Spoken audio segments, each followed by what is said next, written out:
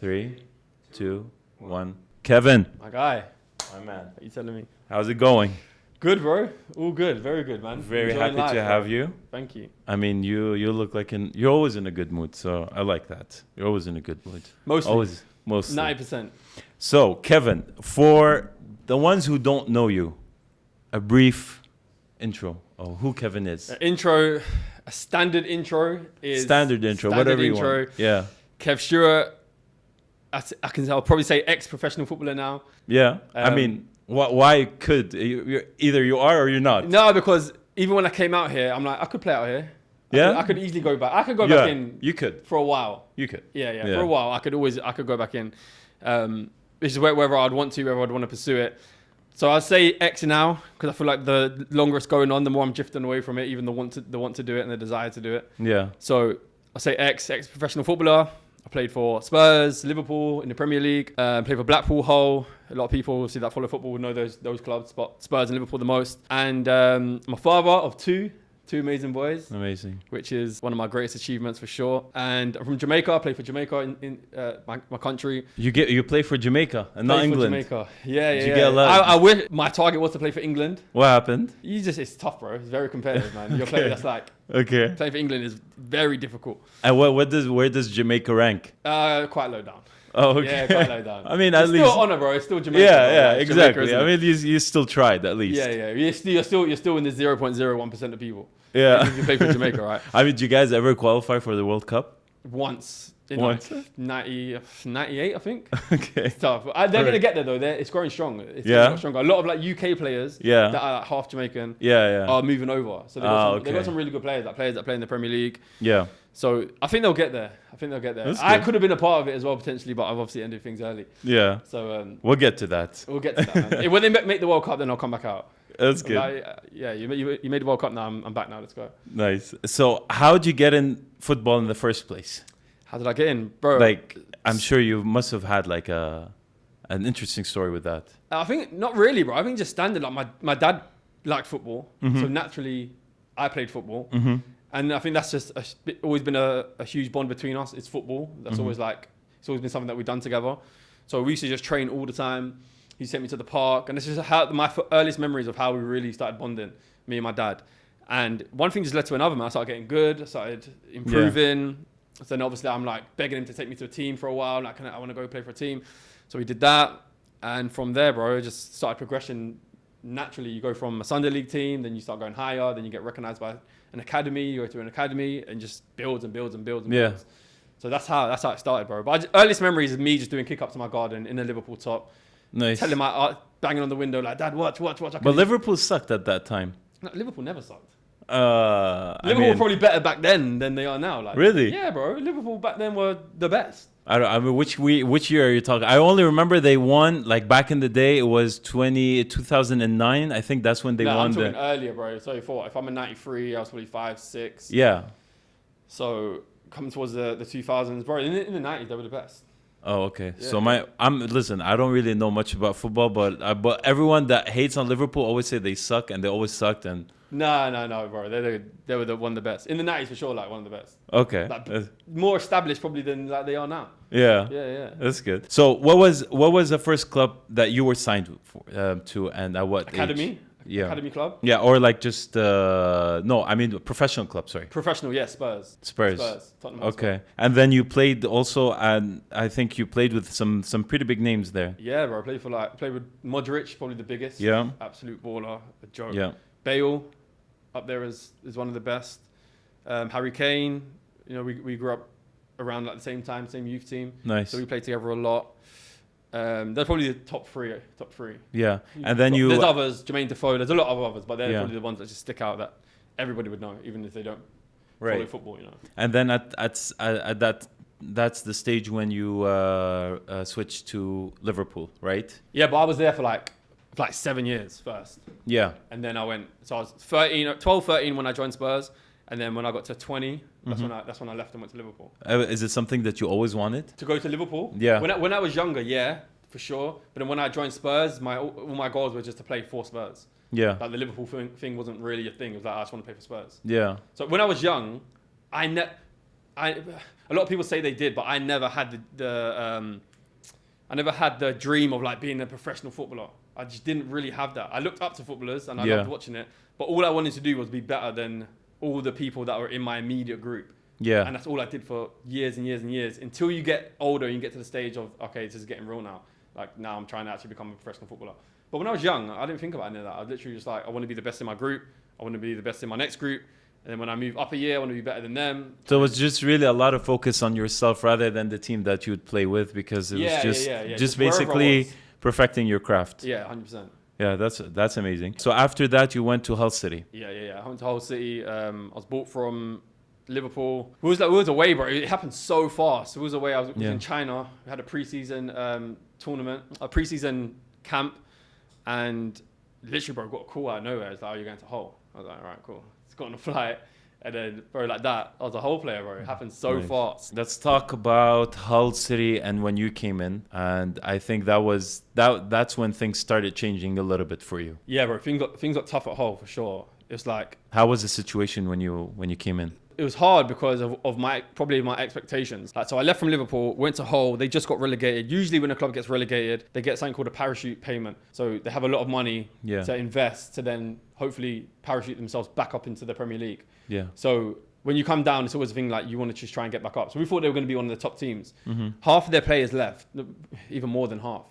So they just strung together like loads of random players and no one gelled. We were losing all the time. I got injured a few times at the early stages as well. That's when the injuries really started? Was it when you were there? No, they were not to the degree of how it was towards the end. Okay. They were just like here and there. They were it wasn't Normal ideal, injury. but it wasn't nothing crazy. So from then it was just really tough, bro. Like even the manager that brought me, he got sacked. So that really changed things a lot as well, and threw a spanner in the woodworks. A new manager comes in who didn't favor me, and it was just tough. It was super tough. And I just left like my boyhood club that I tried so hard to almost make my debut and play. Yeah. And I feel like I just threw it away, bro, and ruined it.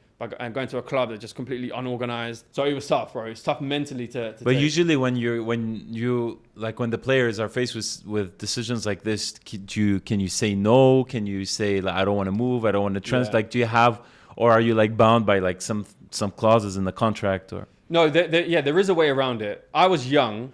I was young, and I probably didn't have the best help around me. I had my dad, but he don't know the game well. We've just done it all together at the same time. My agent, bro, I would say now that I think he let me down in a lot of areas looking back. He should have been better than just what he was like. But at that time, you didn't know any better. Yeah, I was young. But look, it was a good payout. I got paid a lot. I was getting paid more than I was at Liverpool. Really? So that was that was a thing. Okay. That was obviously a huge decision to make, and it was a factor that obviously played a huge part. But I just wanted to play as well. I got into a bit of a sticky stage at Liverpool where I wasn't playing as much, and I was kind of on the fringes. So I was frustrated. I wanted to just play, but maybe if I had a bit more delayed gratification. I'm not a guy for regrets, bro. I always do the right. Feel like I'm doing all the right things in the moment. Right. So, I wouldn't say I regret it. I know why I made the decision. Yeah. But yeah, and I also keep myself very accountable for any decisions I make. But you do have people around you for a reason to help you with decisions. So I obviously take full responsibility. I made the decision. It was always up to me. But I look back and I'm like, I should have had better support. Yeah. And to make a better decision. Yeah, but that's exactly what agents are for, right? To help you. But was it really that hard for you to perform when you were at Hull? Yeah, it was, man. It was very difficult as well and only maybe football players would notice and would understand. But not only did I move to a new club, I'd only just changed positions as well. Like I was one position for my whole life, and then I went into play the hardest position that there is in football, which is a midfielder. And it was actually easier for me to do that at Liverpool because I had better players around me. So some of my weaknesses weren't shown as much because I had better players. So then when I went into a lesser team, it became very hard for me, and a lot of my weaknesses kind of started getting exposed. Right. And I was like, shit, I actually have a lot to work on in terms of playing in this position. So that happened. And bro, just when you're in an environment, environment is so important. Energy is so important. And when you're around a losing environment where you're just losing all the time, it gets so toxic. Loser mentality. It's contagious. It's infectious. And bro, and it just goes into. But this is obviously where the coach comes in, right? This is where the coach has to like, or the team manager has to like do things. But then we're going down in terms of quality in every realm. So we're with a lesser manager who isn't as good as Klopp, wherever he was with. So he can't manage the environment and the energy as well. Like, he can't even manage. I didn't like the guy. He couldn't even manage himself, bro. So he wasn't going to manage a team. So it was tough. So like, and usually, Klopp, you can tell a huge difference between how managers operate. Yeah, and usually also another thing that plays a big role is that if someone doesn't really like you on the team, then you're kind of like, it's hard to turn it around. Very hard to turn it around. But that's the thing. Like, that's what's so interesting. Because I mean, I used to play sports back in the day, but only obviously in like high school and college, and it wasn't even professional. It was just, you know, the teams. But like, it was very different, I guess, from professional sports because, or actually, it might be the same. Sometimes, really, you don't understand why a coach doesn't like you. Yeah. And it just sticks. The worst thing is, and it just sticks. It sticks, bro. And it sticks, and you don't know why. And it's like, no matter what you do, even if you get down on your knees and you're like trying to like, but if you're a bench warmer, you're just always gonna be a bench warmer until someone does something. But what you were gonna say something now? Yeah, but the worst thing about it is, one, it sticks, and you have to be double as good. Like, you probably know it, bro. Everyone's probably had a guy that they just, for some reason, they just don't like him. Yeah. And whatever they do, he could do the exact same as another guy. And the way he did it just looked so much better than the way he did it. And if he fucked up, the way he fucked up doesn't look as bad as the way this guy fucked up. Yeah. And that's just how it is, bro. And it's very hard to change it. Yeah. And especially in football, like, even if you go to the manager and be like, look, what's going on? Why don't you like me? What do I need to do? He wouldn't even give you a real answer. That's the hardest thing. Like, I would be. Is this the case in just football, or is this probably like, everywhere? It's probably everywhere. Yeah. Yeah. Sure. Or you would say maybe it's a common thing in professional football, generally speaking. Yeah. Or maybe it's just people, bro. Maybe it's just people. Maybe there is a guy who would tell you it 100% straight. Maybe. So maybe it's just people. But it was very noticeable in football where you'd go, be like, look, I'm a guy. I just want to progress. I want to do well. There's obviously a problem here. Just what is it? And he still wouldn't give you the right answer. He just still would hold something back. I don't know. And I mean, knowing what I know about you is you're like super like persistent. Like, I'm sure you would have tried a million different ways. Bro, so I did it. It was just a dead end every single time. No. I flipped it. I did actually flip it, bro. It's kind of good that you noticed that, because, bro, the lengths I went to in my career. Yeah. For people would just be unwilling to even think about doing. Yeah. So because like, you mentioned you stated before that like you were so disciplined that even at a younger age you were kind of unmatched in terms of physical performance. Yeah. Like unmatched. You were like top. Yeah. Top, and so obviously that doesn't come from nothing. It comes from a lot of discipline. 100%. It comes from a lot of focus. So I'm 100% sure that probably would have stayed with you till the time you were at Hull, but it seems like it was just. Yeah. Like you said, bro, the toxic environment all around was just not working out. So one of the things that he would say is that because I was kind of new in midfield, one of his things that he kept saying is that I wasn't able to move the ball quick enough. Like, get it, play. Like, I took too many touches, I was slow. I said, cool. Thanks for telling me. Let me work on it. So, bro, and as well, it's very hard for footballers to stay out and do extras because there's a lot of sports scientists that always try and grab you in. There was like, no, you've done enough. You need to go inside and rest. You're going to get injured or whatever. So I literally I put an AstroTurf in my garage, like cleared my garage out, put an AstroTurf in my garage. And I would train before I went to training. Yeah. And then when I come back from training, I'll do it again, just off the wall. Yeah. Bang, turn. Continuously, bro, for like an hour. Yeah. So I'd probably do like 2 hours in a day. And then it worked. And I got back in the team and I changed his mind. He was forced to. Like, I don't know whether he wanted to or not, but he was forced to. All the other players around would be like, why is he not playing you? Like, bro, I don't know. And then it just got to a point where he just had to. He had to play me. Yeah. And then I kind of took it by storm, like for a long period of time. And then as soon as we started, and we went on a crazy winning streak, when I went in, and then as soon as we lost, he took me out. It's like any excuse to like get me out, he took me out. And so obviously there's a lot of like ego play, a lot of like, things that you just can't really make sense of. Yeah, even now, but even we're talking about it to share a story, but even talking about it, it's just like, it's just so low. It's so low level, like, to even talk about. Yeah. I don't even like talking about it because it's just about talking about a disappointment that I couldn't even control. And it's, do you know what I mean? Yeah. So I think at that point you were reaching a level where you're starting to realize that, you know what, this is just becoming almost impossible to maintain. But it made me a better player, you know, a better player and a better person. Actually, yeah, I mean, obviously a much better person, because we're also like, we're going to get to that and how you're able to transform all of these things positively. Sure. I mean, there are a lot of other players that find themselves in the similar situation, right? Like, how do you get out of it? Like, what do you do? Like, you just like hang around and stick around and just hope, and one day this coach is going to get fired or change, or what do you do? Like, really, like, whether it's a player or a man, if you're in a situation like this, because I know you do a lot of like also coaching for people on a personal level, not just sports. What do you do when you find yourself in such a shit situation? You have to understand, that it's a complete blessing if you're obsessed. If you're obsessed and you get hit with adversity, it is an absolute blessing, bro. Everything I've ever became good at is always because I wasn't good at it. Everything. Wait, say that again? Everything I've become good at would have been the result of not being good at it in the first place. Right. So, for example, when I was young, I used to always get told that I wasn't aggressive enough. Yeah. So then anybody that knows me now, and when I was playing, I was the most aggressive person ever. Like, I was the most horrible person to play against. Yeah. Klopp would always say that. He would say he's so horrible to play against.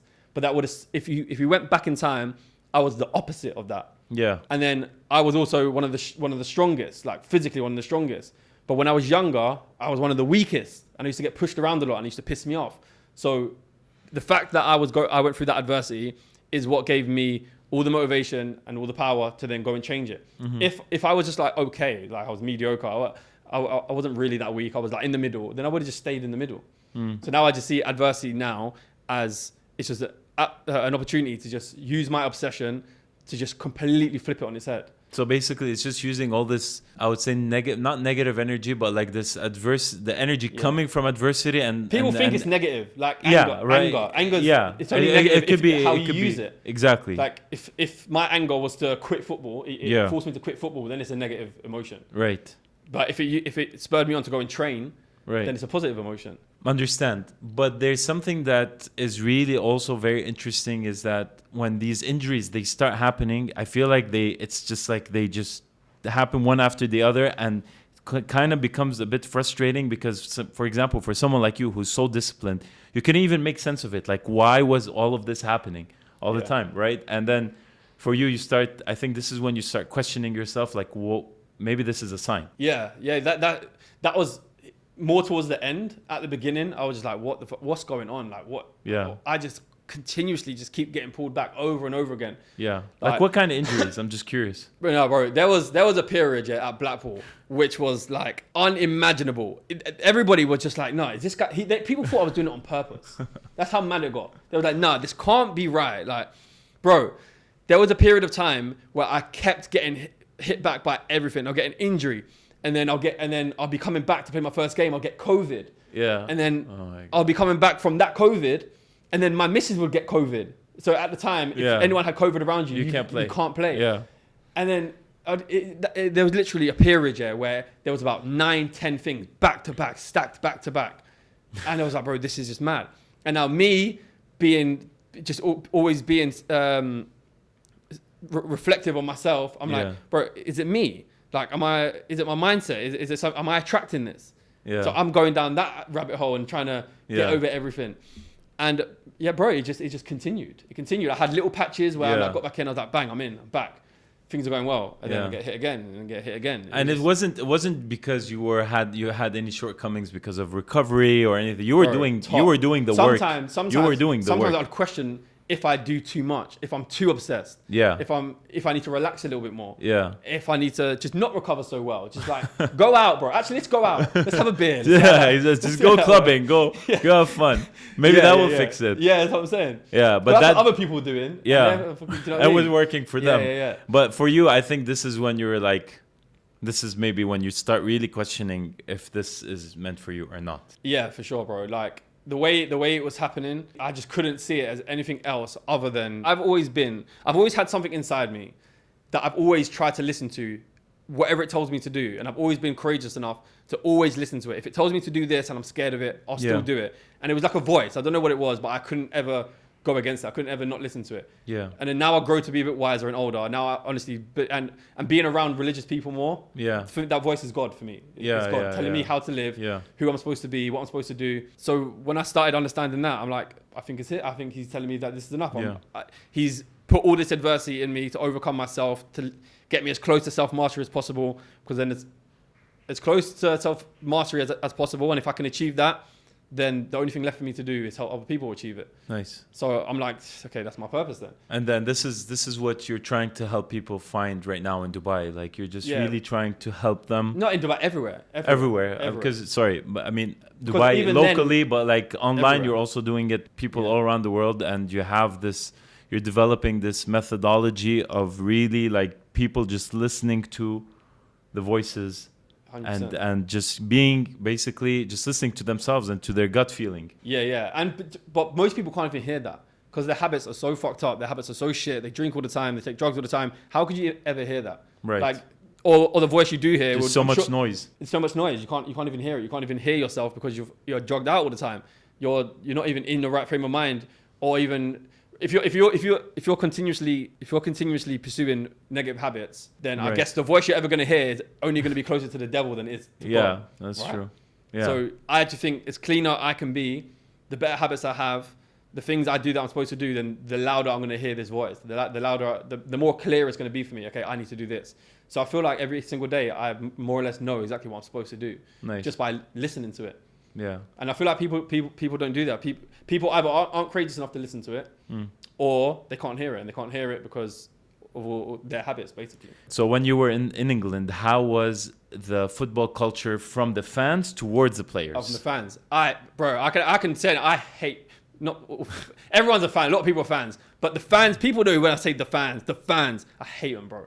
I think they're some of the worst people on the planet. I swear to God, I hate them. I can't stand them. Bro, I even had a massive argument with one in DMs the other day. Now I can clap back because I'm free. Like I can do what I want. Yeah. I clapped back, bro. They're poor, bro. They feel like they run players.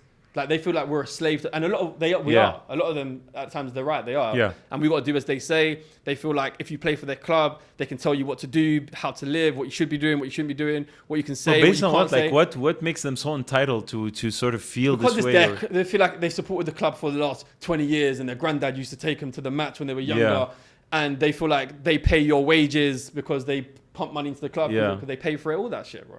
Yeah. And I've always been rebellious to that. I'm like, fuck that, bro. I don't care. But I'd rather not play. Yeah. Do you know what I mean? If it got too far. And that's why it was a big factor of why I stopped playing, because of having that side, having that freedom started getting more appealing to me. Yeah. When I was younger, I'd be quiet. Cool. Because I want to play for Liverpool. I want to play the biggest stage. I want to play in front of these, at these amazing stadiums, play against the best players in the world. So I would trade that. But then it started getting to the point where I'm like, I don't really want to trade it anymore. And this is, I think, why you told me once that like you say like football is just so freaking unforgiving. Like it's just such a fragile sport. Yeah, for sure. I mean, because I feel like from the things that you tell me and the things that I like hear from other friends and ones that play this professionally, like when it's good, it's good. Oh yeah. But when it's bad, and that's day by day, week to week. Like like you're out, like you're sidelined, and I think like it's impossible to sort of excel in an environment like this. It's hard. Do you know what? This is why I love the new life that I have. And even when I had periods when I weren't playing, I really enjoyed it because like, this sounds like I don't like football, bro. I love football. Like I'm obsessed with football, with the game itself, with competing, with playing in the league, with like cup matches, all that other shit. I'm not. So I love it. Completely obsessed. I'll play all day, every day. Even out here in Dubai, bro, I was playing it every day, every single day. Like, don't get it wrong. I love it to its core. But it's the other stuff around it which makes it tough. And the variables, there's a lot of variables, bro. So like for business, let's say football, you got business. The amount of variables that you can't control in football are huge compared to business. Like one injury or one manager that don't like the way you play, those two things can literally stop your career, put it at a standstill for a whole year almost. Where in business, the only thing that can really do that, depends on what type of business you're in, but majority of them is if you're in hospital, bro. And even then, if you're in hospital, you can manipulate it in a certain way that it continues to grow. Yeah. So, but with football, bro, you want one injury, one COVID, and you're stuck. You're stuck. And then from there, you lose power, and it's very hard. People forget about you quick because it's so competitive. everybody's a footballer. Everybody wants to be a footballer. Like, there's not a lack of people that want to be footballers. Like, there's a flood of them. So as soon as this guy's been injured, next one comes in. That's why I say it's unforgiven. Yeah, and I think you were very smart and realized that from the beginning, and then that's when you started doing something that became incredibly controversial. You're like, you know what? Maybe my days here are numbered. I'm gonna invest in myself, my family, and real estate, and just really work on that, because I feel like at that point in your state of mind, you knew that maybe the end will be near. Yeah. And you wanted to be in a safe place But you know what it is? It was a selfless decision. If it was just all about me, yeah, of course, I would still be playing. Because I would still be exactly. playing. But I think you were thinking more because you were married, you had kids from a young age. Yeah.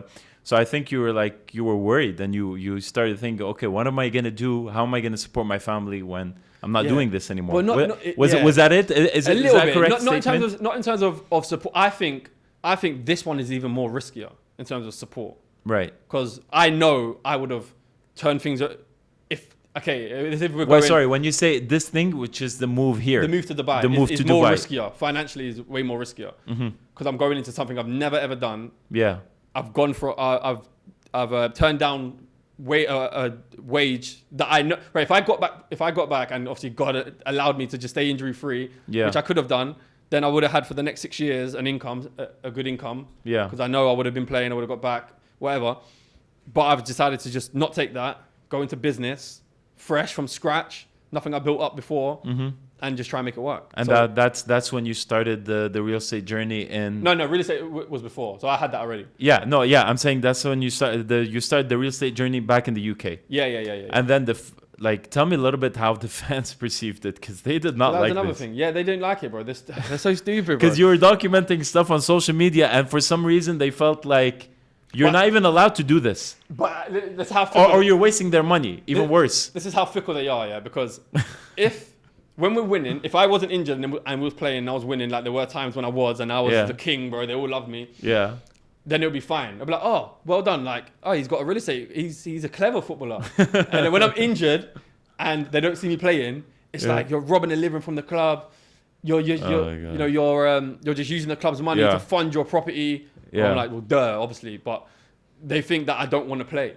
Yeah. And do you know why it's so bad? Because it even got into the club itself. Like other players and staff thought that I were faking injuries. Like that came up from somewhere else other than. Were you like the only smart one that actually really cared about doing something on the side other than football? Because to that degree. Oh my God. And like, what would other players do? Like they would just. No, do you know what it is? There are things you can do, like that players do. They invest in like stocks and shares. Yeah. They would. They do have some properties, but I went like proper entrepreneurial. Yeah. Like, I think I'm probably I don't know any really, maybe one or two that went really entrepreneurial. Like really got active, really went for something different, like a whole block of apartments. Yeah. I went out and actually found real estate guys. Real developers, real property investors, not this company that takes your money and manages it. And I went like serious. So I'm probably the only one that I know that done that to that degree. Yeah. But some of them do decent stuff. They do and I feel like once you get so much hatred from the fans, you also start feeling the same towards them, and you just lose all sort of motivation. Yeah, and again, we're not obviously saying all fans, but there's a large portion of them kind of guys. Yeah, like those special kind of fans. Yeah. They're super annoying, bro. They don't like me. I don't like them. Is what it is, bro. Yeah. Yeah. And was at what age that you decided that it was, that's it, khalas. I'm just gonna stop football and. When I was 30, so it would have been 29. I was 29 and I turned 30 after. Yeah. Yeah, 29. Yeah, and then so. With all of this going on, I think one of the major... 30. It's all good. With all of these things going on, I think one of the main things that you really, really, really mastered and was just mental resilience. And I just really want to know how you started really getting into this and just really perfecting the art of just having such a resilient mind. Like how did it start for you? Was it really actually because of the injuries? Did you feel like, you know what, I need now to like shift my mind, shift my focus so that I can really be a master of myself? No, bro, it started a long time ago, throughout my career. So that's why I say, like, because I was so obsessed with football, when we took going back to the story about God, is that if he could break me in one way, it would be taking football away from me, because that's how much I loved it. Yeah. And if we're gonna say that he's using football to continuously break me over and over again to make me stronger and stronger, maybe for something better, something different, to try and impact people, then that's what happened. So I was just broken so many times. I was so obsessed with having a career and being the best at football that whenever things didn't go my way, it would hurt me a lot, like really hurt. So the only choice for me, if someone wants something so bad and it's that tough and it keeps getting taken away from you, or it's been made hard for you to get, then your only option when you're that obsessed is to fix it. It's to continuously overcome,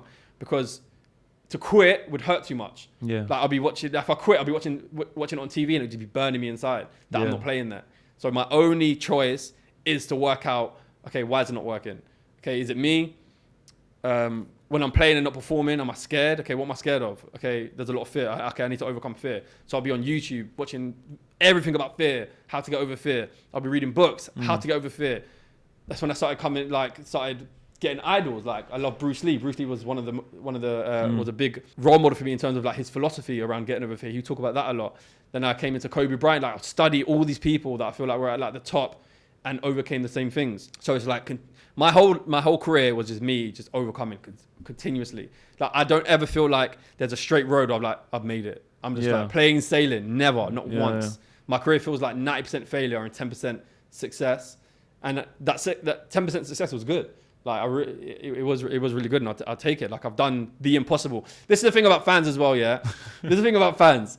People, because they think they're so high up in the football.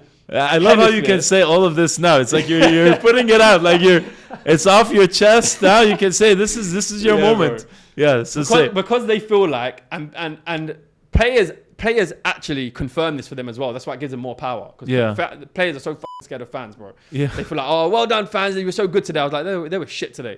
But they will like be at the top of the hemisphere. They feel like they're the best. They own football. Yeah. So they see footballers as like these dumb, stupid guys that just put on entertainment. Yeah. But they don't understand that footballers actually have done the impossible. Like we are the 0.00% of people on this planet that have made it to professional football. Even if you play League 2. Yeah. Even if you play League 2, you're still in a very high... If you think about how many people are millionaires, being a millionaire is way easier through business or anything else. Is way easier than being a pro footballer. Majority of these millionaires wanted to be pro footballers.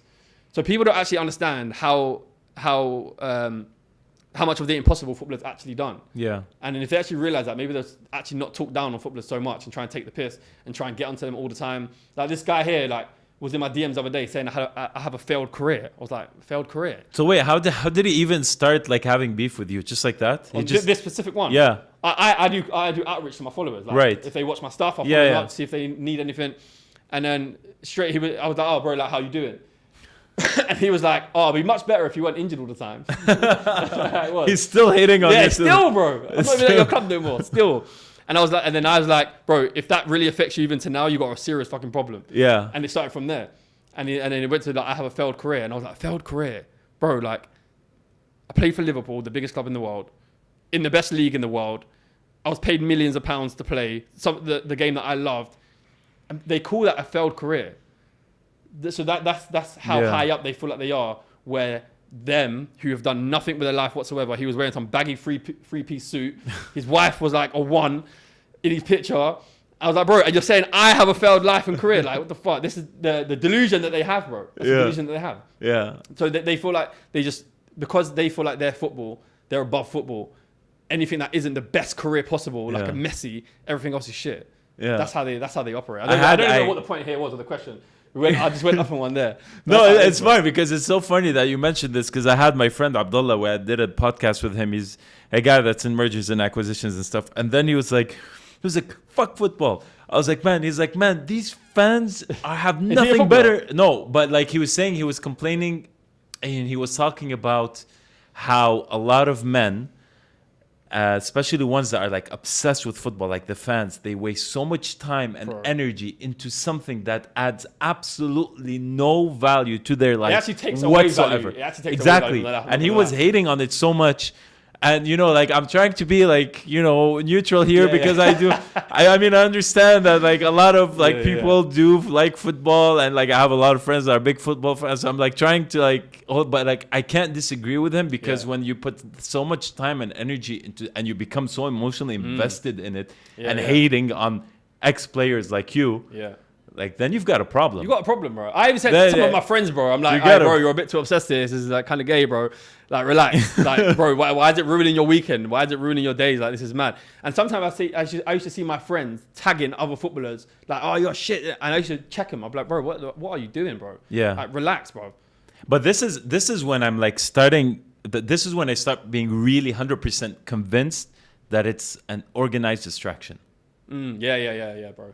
Because especially you right now, you are really like, you're really leading like the way in terms of really becoming the best, let's say, a masculine version of yourself. And with such a distraction, you can't help but feel like it's just like an organized thing to just keep people away from thinking about the more important stuff. Yeah, it's an interesting topic, bro, for sure. Like, there's a guy, I'll see him, there's a guy called Simon Squibb, he's an entrepreneur. Yeah. I don't know if you've heard of him. He's actually in Dubai recently, but he says it as well all the time. He's like, he's like very anti-system as well. He talks about the school system a lot. He talks about the government.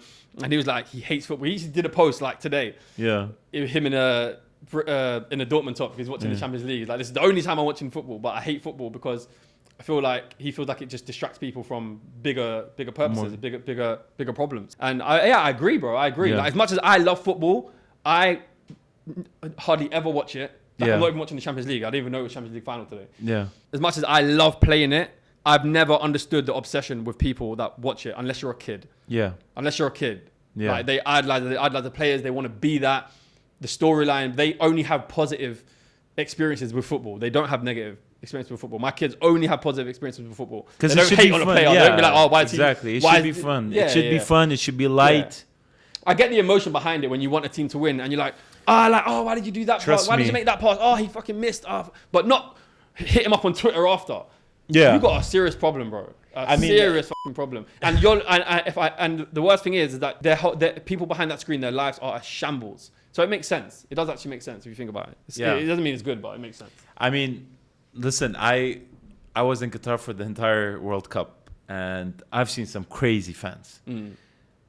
But I'll tell you one thing, and I don't know if you got the experience, the chance to experience it, but there is absolutely nothing and absolutely no one in this world that's more obsessed and more crazy and more passionate and more attached to, in terms of fans, to football, more than the Argentinians. Really? They are insane. I've heard. They're so insane to the point that they will put all of their life savings into like buying a ticket to fly to a country to watch a game. And there were some people there that were like having charity, basically trying to collect money to watch a game. And they're like, and from Argentina to Qatar is like what, a 20 hour to probably like a whole day to get there, you know, like in terms of flight. And I'm just thinking to myself, and I'm like, oh, this is not normal. It's crazy. But you know, bro, there's a religion, by the way. There's a religion in Argentina, the Maradona religion. Basically, he's just like a god, and now Messi's like number crazy. 2. Yeah. And I'm like, come on, man. Yeah. This is just... Bro, look, obviously not that far. But if it makes someone a better person, or like it gives them hope, or it inspires them, then bro, there's no problem whatsoever. But it's when it just starts taking you into a negative route, then it's just stupid. But look, there's so many positives that come from it, and it does like build a massive bond between maybe a father and a son, or a grandson and his granddad. Like, it has a lot of positive things, but you need to just be aware and just cap it when shit starts getting too far, bro. Yeah. Like, that's just, I shouldn't even need to say that. And I mean, were you worried at some point that if you're ever going to stop this sport, that you're just going to have a void? Did you feel, or did you have like already a plan? Like, you already knew what you're going to do if you're going to stop playing? Yeah. So I said I was, while I was playing, I started coaching. So I literally just... While you were playing? While I was playing, yeah. I started coaching. And I had that, bro. So when I was playing as well, I was like, I need to do more. I need to impact people. Like, I'm supposed to impact more people than this. Yeah. So that's when I was saying to you before about how football did kind of feel like really self-serving and a bit selfish. And I was like, I felt like maybe God just wasn't that happy with me that I keep choosing football And I was supposed to do this not a long time ago, but earlier than maybe what I did, and I pushed it to the max. Yeah. So I was coaching, and I knew I'd coach when I finished for sure, and I knew I wouldn't be like a football coach. Yeah. I knew I'd be more like a life coach and be Yeah. like build up a brand and make as many people know me as possible and try and share my story and my teachings that I've learned from a lot of other people. Nice. Because I've been impacted so much by other coaches that have coached me. And I'm just like, I would love to be in your position to affect someone this much and literally change someone's life around. So that's just that. I knew I was going to do that. And I was actually going to get to that. I was going to tell you, you must have had some great mentors along the way. Yeah. And I don't know if you picked them or they picked you, but like what I know, especially nowadays with like you really, really need to have like at least one, if not few, because you need these people to sort of guide you. So who would you say was your mentor or your mentors if you had a few? Yeah, well, they always changed. They always changed. So my dad was obviously a huge mentor for me when I was young. Mm-hmm. And when I got older, it started becoming coaches. Bro, in terms of football, I was blessed with the coaches that I had in youth team. I probably had the two of the most clever coaches.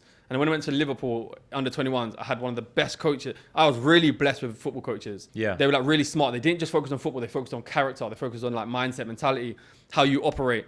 And they really believed in however you are as a person, that reflects on how you are on the pitch. Nice. So they taught me a lot of life lessons growing up. And then it changed. Then my mentors changed when I needed different things. I was like, I know you can't, you was perfect for this, but now I need someone for this. And then now I need someone for this. Right. And they just changed like continuously. So as I started getting older, they changed. So then they turned into like Bruce Lee and Kobe Bryant when I needed to overcome fear around performance. And then when I got older, I needed a business mentor. I needed a property mentor. So I started going in, like Grant Cardone was a huge one for me. Yeah. And people that they're not only just good at what they do, they also have a level of like self-mastery, or they have strong teachings. Yeah. So he was a big one, and business and learning about tax. I used to watch videos of him and learn about tax so much, literally like, I'll be in a car driving an hour, literally just listen to him for an hour. So they changed, bro. They changed over time. Yeah. Always changed over time. And I'm always looking for more as well, loads of different ones, depending on where I'm at. Are you a big reader? I go through stages. Yeah. I've not read one for a while, but there was a point where if I feel like I'm stuck somewhere, this is how I feel like books should be read. If you don't enjoy reading books, if you just enjoy reading books, then it's cool. But if you don't enjoy reading books, I don't think you should force yourself to. You don't force yourself to read books. It's Audible, bro. That's what I do. No, but just to read in general. Like I feel like you're only people love to procrastinate and not start something they know they're supposed to start because they don't feel like they have enough information. So they'll read 50 books to feel ready to start. Whereas there's nothing in them books that's going to tell you the little gritty parts of what that are going to happen when you're starting, because they're too personal. Like the guy who wrote that book is going to go through slightly things different to you, and that shit ain't going to be in the book. You have to just start and then work those things out and fail as quickly as possible to overcome them. So I feel like people ask me all the time, like, should they read? Bro, just read when you feel stuck and you feel like drawn to a book. Right. So I got drawn to books like throughout my time, trying to overcome things. And I would go from someone who hates reading. If you put a random book in front of me and be like, oh, read this, is a good book, I have no interest. Yeah. But if I feel like I'm stuck somewhere and I feel like the answer's in that book, I'll smash through that book in like a day. Yeah. Like I'll do it so fast. Yeah. And then I apply whatever I learn. Yeah. And then I'll only read again when I feel like I'm stuck and I need an answer. So it just depends. Yeah. I'll read if I feel like there's an answer that I need. Yeah, so basically it was just it's more out of necessity, but I feel like with you are a big proponent of learning from experience. And this, I noticed this a lot from your videos, is that like stop like over fantasizing about things and stop like having all these ideas, like freaking do the work, do something, see how you feel about it, and then start having some self-reflection. Is that really how you? Yeah, it's 100%, bro. Look, I probably take it too far sometimes. Like I'll take L's. I'm like, I probably didn't need to do that. I probably didn't need to take that L if I just took a little bit more time. Yeah. But I'm right now, bro. I'm getting to the point where I'm just one or the other, and I don't try and play it in between. Like I think it takes more time to be in between. Are any of your clients, do they ever feel like you're just too much? Yeah. No, but no, not my clients. But in a good way. I mean. No, yeah, but not in a way. Not my clients, because they know I'm like that. Yeah. If they want that, then they'll be my clients. Right. If they don't want that, because that's the way they're not gonna come to you. The way I am in my content. Yeah. I'll push away the people that don't like the way I coach, which is a good thing, because then I would only get results. So if people like don't like being spoken to a bit harshly, then they probably wouldn't join the program. Right. People that respond to that way and they feel like they need that, then it's perfect for them. And now we're working perfect. They know what I'm like. I know they need what they want, what I give, then so it's perfect. Yeah. So yeah, bro, I'm an intense person, and in the result of that, I don't have many friends that I chill with all the time. Yeah. I mean, I'm not that intense, bro, when I'm actually there, but people have that, I think, Yeah. idea of me. Their I perception. talk about alcohol a lot. Like I'm really against alcohol. I don't drink. But then if I go meet So someone you don't drink at all? at all, no. Amazing. But then if someone's there drinking in front of me, I'm not going to be like, what are you doing, bro? Yeah. Put that down. I was like, drink, Yeah. bro. Like, I don't care. Yeah. But then But you do get a lot of shit for it. yeah, bro, especially with fans, bro. Again with the fans. Back to the fans. Bro. The fans have really been not nice. Bro, because So even when you're trying to be the best athlete, even when you're trying to show them that, listen, I'm not drinking, they're still hating on you for not drinking. Like, what do they want? Bro, listen, they will glorify a guy for drinking. They'll be like, oh, I love this guy. Like, he drinks like Grealish, for example, is a drinker, yeah. People love him for it.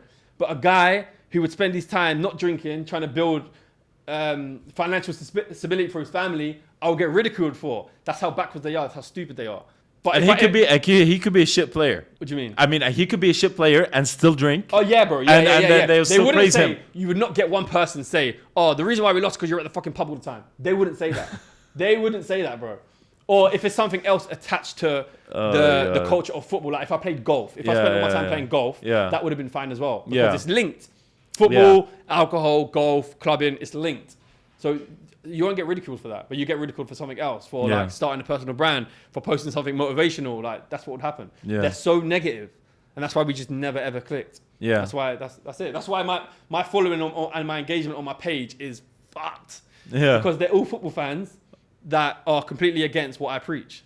Oh, and I'm completely against what they like. Okay. So whenever I post something and they see it, hopefully. Well, like, I'm just very curious. How did you get to a point where you're like, you know what, alcohol is not for me? Because this particular thing is very, very, very interesting. Because I'm trying to remember. I forgot his name. He's Dr. something Gonzalez. I'll look at him. I forgot. He's on Instagram. But basically, it was a study, and they were showing all sorts of like drugs and toxins that people take, and cocaine, weed, alcohol, etc. We're all there.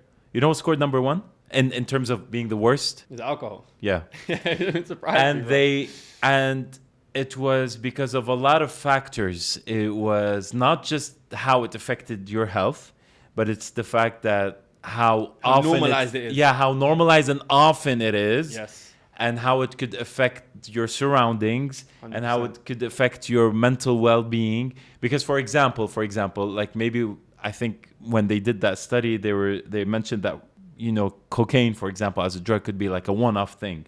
Yeah. Right? You're but like sniffing it every day, like 100%. Exactly. Otherwise, you'll die. Yeah. I mean, but like with alcohol, it's just a very normalized, consistent type of drug that's just killing you slowly. 100%. And so, I'm just curious, how did you come to that realization?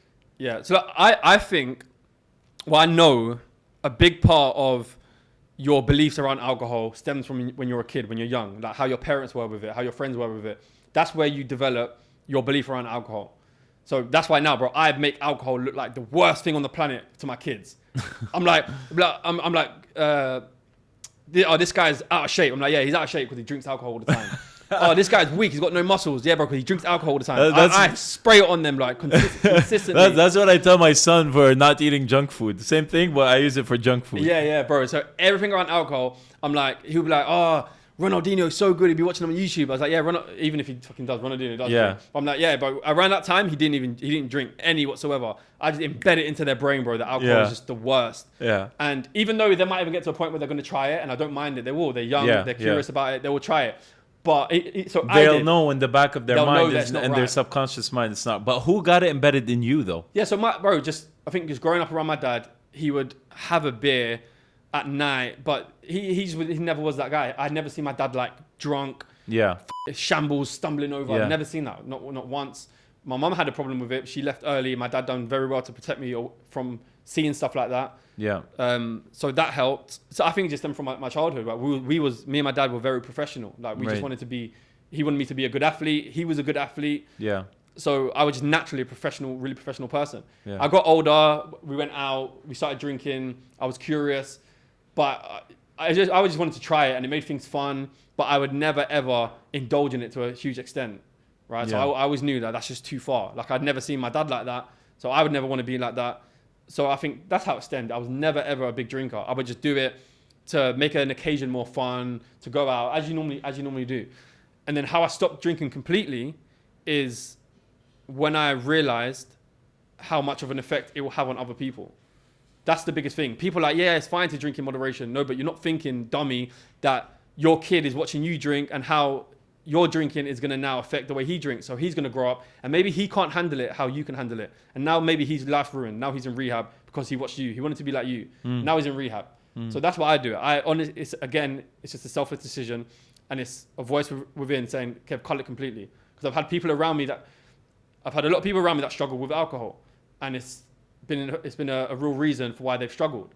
So if they look up to me, like a lot of people do, a lot of my friends do, then if I drink, then it's an escape route for them. They're like, oh, but Kev drinks. Yeah. So, okay, now I'm going to cut it off completely. So now it's like, no, if I tell you stop drinking, they can't say, yeah, but you drink though. Yeah. They can't say it. So Yeah. now they have no escape. They're like, okay, cool. Like he don't drink. He's living what he preaches. And that's it. So cut it out completely, bro. It has no benefit to anyone's life whatsoever. So why even have it a part of your life? Why? It just doesn't make any sense whatsoever. And people literally bond over alcohol. So I was even saying to someone the other day that people are so stupid that their friends would like come to them with a problem, struggling mentally, suicidal, and they will go and talk about it over a beer. They'll go to the same environment which probably put them in that shit position in the first place. Yeah. How does that make sense? Yeah. It's like being overweight, being like having mental health issues because you're overweight, telling your friend about it, and you're like, all right, let's go talk about it at McDonald's. And f it up even worse. Make it even worse. Makes no sense. They will try and find happiness in the same place that their happiness got lost in the first place. Makes no sense, bro. And I'm just a logical, critical thinker. Yeah. And so logically, it doesn't make sense. So I just cut it out completely.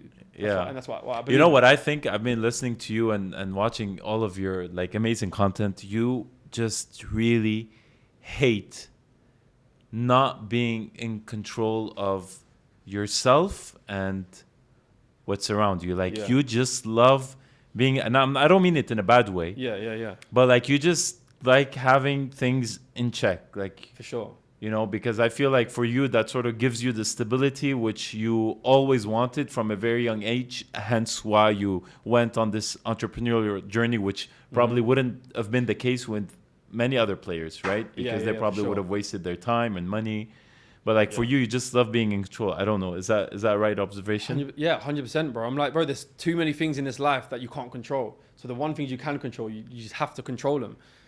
Like it's the reason why my kids. Very well put. It's the reason why my kids don't go to school. I can't control them there. I'm very controlling over my kids. Your kids are homeschooled. They're homeschooled. They go to a place with like a small group of five kids. Really nice place. Yeah. And they go a few times a week for like 2-3 hours. They do what they need to do. They learn what they need to learn. Then I take them.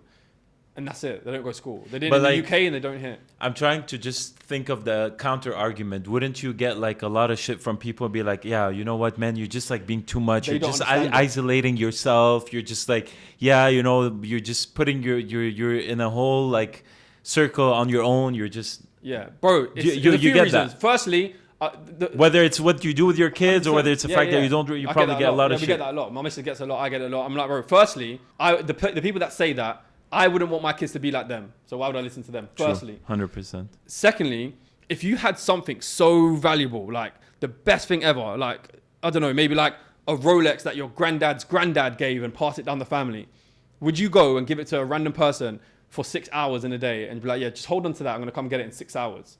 You wouldn't do that, bro. You'd treasure it. Like, I treasure my kids so much. That why would I leave them with a random person who I probably don't even like their habits if I looked into their lives, really analyze their lives and what they do and what they believe in.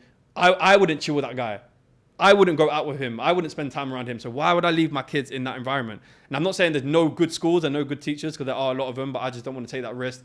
Yeah. And I really want my kids to be a certain way. And one of my biggest fears is for me to pass early and not be able to guide my kids Yeah. And then me like being able to see them You know struggling with depression, suicidal thoughts, and I couldn't do that. So now every single day, all I do, my main job is to give them as much confidence, as many tools as possible to deal with tough times. That's all I do every single day. You know, one of the things I do for this is because I also, it's so crazy and funny that you mentioned this, because I also have the same exact fear towards my son and like passing early and not being able to teach him the things I wish I would have been taught, and just make him avoid a lot of like pain and suffering or whatever it is.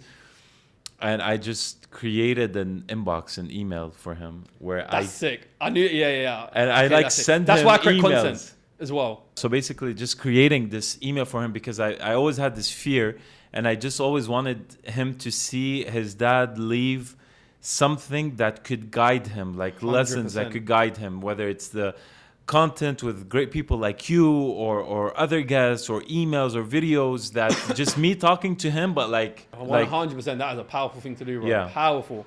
Yeah. Like even like Tate does it. Tate's got his dad's Twitter account and he was always reposting his Twitter accounts. That's good. I know some people that have YouTube channels as well, like locked private YouTube channels. Yeah. They make videos, they upload it, they have a password. They Actually, I didn't think about that because I have a YouTube channel and I didn't think of that. Yeah. So that's what it is, bro. And I know that a lot of it stems from when they're young. That's when they build all their beliefs. So I hammer them now. Like I can't afford for me to have 6 hours away from them because the time is very precious. They're getting older quick. They're believing in things very quickly. They're one way or another, they're going to get programmed, and it's how they're going to get programmed and who by. So I have to be the one to do that. If they're at school for 6 hours, there's going to be too many beliefs that they're going to form that I can't intercept because I know they're wrong. Yeah. Like everything, they need to be coached through everything. I coach them through every scenario. I want to know every scenario that they've gone through because every scenario that happens, they now form a belief around what happened in that scenario. And I have to be there to give them the right perspective for that, to make them the most effective mentally. So, for example, you know, like if a kid snatches something off of him, now he's going to form a belief around this situation. So how is he going to know what the right thing is or the most effective thing or belief for him to have? Yeah. He has to be coached by someone. Yeah. And he's got to be coached by someone. And who better than his father? Than me. Yeah, because no one's going to love him. No one's going to care for him. No one's going to like have enough patience. Yeah, for him other than... A teacher's going to be like... A teacher will... Yeah. Bro, people say things to kids. They don't mean... This is why I say like... I'm not saying all teachers are bad, but they don't mean to say something negative, but they do it and they're not aware. Like, for example, bro, one of the things that I hate is when like someone meets my kid and maybe they act a bit shy in the moment, like they don't want to say hello, and they'll be like, oh, you're shy, aren't you? You're shy. That's one of the worst things that they could do, bro. Because now they tell my kid that he's shy. Now he's going to play the role of a shy kid. Yeah. He's going to believe that he's shy. Yeah. So I have to intercept it right then and be like, no, you're not shy. Like, I'll make a joke. Yeah. I'll be like, oh, you don't smell too great. So I'll make something funny. So he don't believe that he's shy. Yeah. So now the next time when he meets someone, he don't have this identity of being a shy person. Yeah. So just small things like that. The guy didn't mean to do that. Yeah, I know what you mean, but it's just like these social interactions that you want to avoid that could cause the kid's self-esteem to go down. Yeah. But think about it. Because there's the bullying culture is becoming more and more and more like abusive and I mean, look at like the kids, the things that they're exposed to nowadays is just insane. Yeah, it's insane. Like I mean, with my own son, there's really barely any screen time a day because I cannot trust anything that's out there. On the phone. Bro, even sometimes that's a big point. Sometimes I'll come down, they would have put the TV on, and they're watching the most stupid thing ever. Like, I actually feel like the guys that made this content are actually semi-evil, bro. Like, I feel like they're actually trying to fuck kids up. Yeah. Like what they're doing in the video, I'm like, why would you even make a video on that? It'll be them just like stuffing their face with like burgers and trying to see how much they could eat. And the guy's like obese. And I'm like, bro, I turn it off straight away. Like, do not ever watch that again. Yeah. It's crazy, bro. For me, I just think kids should be just like you were when you were younger and just keep themselves busy with sports. Just 100%. And just being loved by their parents. That's really the only way to do it. Because if kids spend enough time at school and then they with their parents and then they just do sports, that's it. Their day is gone. Like that's it. That's all they need. I wanted to actually ask you something. How do you consider yourself on a spiritual level?